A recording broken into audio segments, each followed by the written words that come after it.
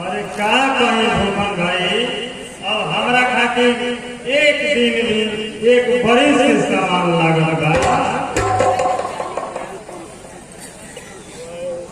ओ का है भूखन भैया?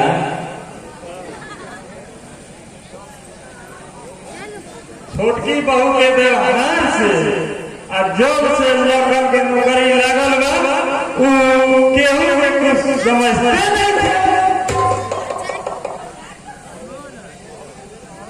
भूखन भैया, हम तो इहे कहब कि तू अपन आँख कान बंद करके बैठा रह।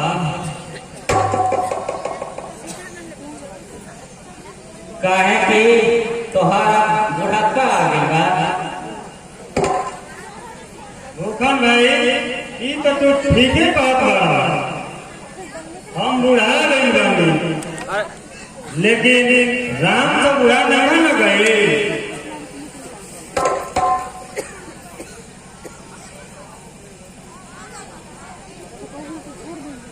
भूखन काका, तू तो अपना घरे बड़ा ऐसे तोहरा अभी असलियत मालूम नहीं के।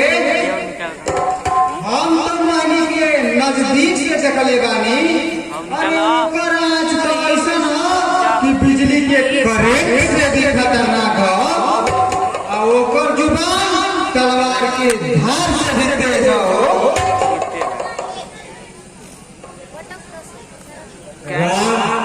हम तोहरा बात के मानता नहीं, बाकी ये कला हम वाणी के मुंह से सुनना चाहता नहीं।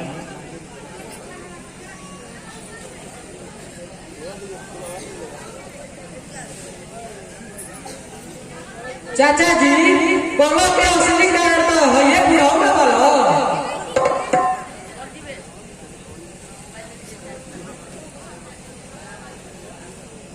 ई बुढ़ाऊ जब तक जियन तब तक दोसरा के पेड़ के मुआइले न रहियो।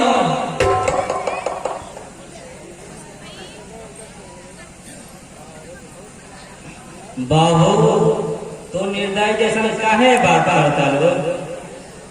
ई दुखने भैया के चलते तू ये घर में आयल बालो।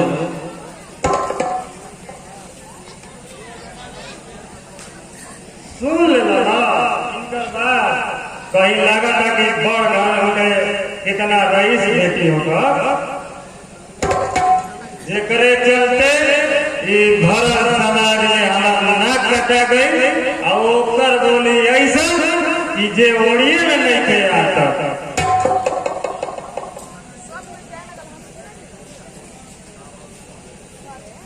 तुहार ने हमरा चलते ना, तार दिलवा बेटे के चलते कटल रहे। उहे के पीछे घूम के बियाह कइलो। ऐसा ही मानी थोड़े पड़े शान से।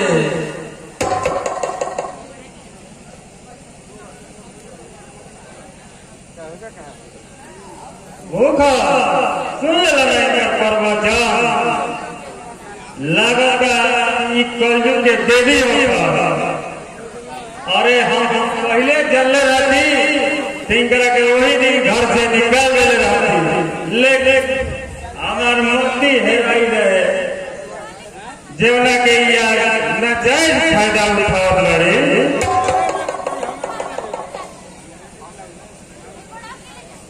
तनी अभियो से तो निकाल के देख लो। मोहिनी, अब ज्यादा बढ़ चढ़ के बोलो मत, नहीं तो नानी छोटा देखो करूंगा, मानो यही छोटा लगी भुला जाएगी।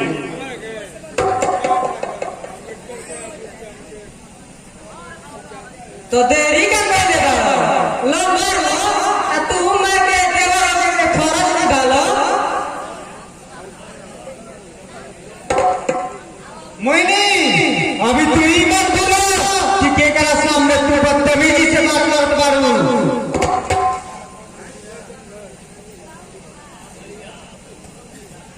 आ तू इतना जान लो कि यूपी ना ई बिहार हो।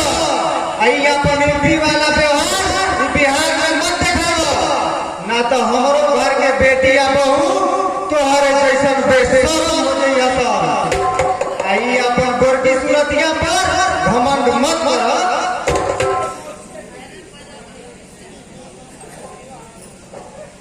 बहू बूढ़ पुरनिया के बाद बुरा ना माना जाला। बूढ़ पुरनिया के बाद गाड़ी से बार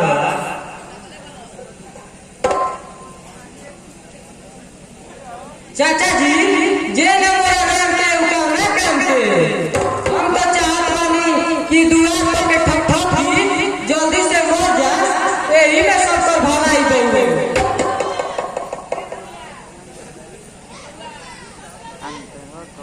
अरे नलायक खानदान के पैदाई अगर इज्जत चाहत करी तो अभी हमारा घर से निकल जाओ। अभी तक तुम भूखन चाचा के ले आए करत रहे आ तू बुढ़ा दुआर पर के ठठठी कान खोल के सुन लो। अब एकरा एक को शब्द बोलो तो तारा के तो गलत बाकी ना छोड़ो के करो। बहू तू बहू ना एक कलजू के रक्षी बड़ू जेकरा के भरल समाज में तू अगर इज्जते कमा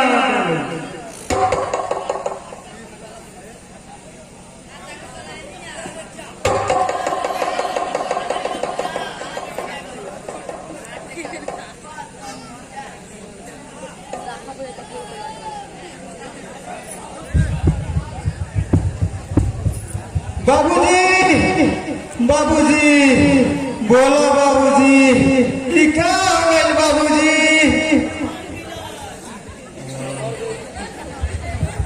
ये तो का कर दलो बहू। जैसन करनी वैसन फल।